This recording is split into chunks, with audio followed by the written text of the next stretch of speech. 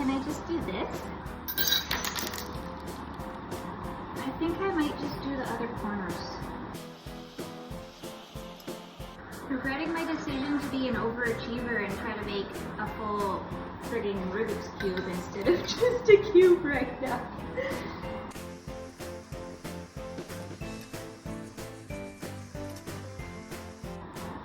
Ugh.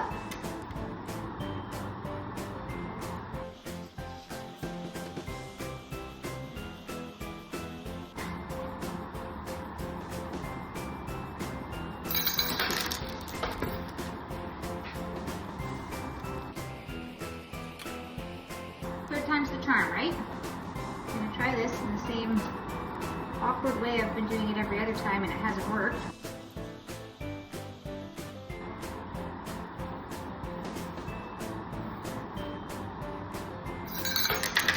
I'm gonna lose my mind. I can't seem to get this to work. I'm gonna put all 4 pegs onto this thing and hope that then it will balance a little bit better.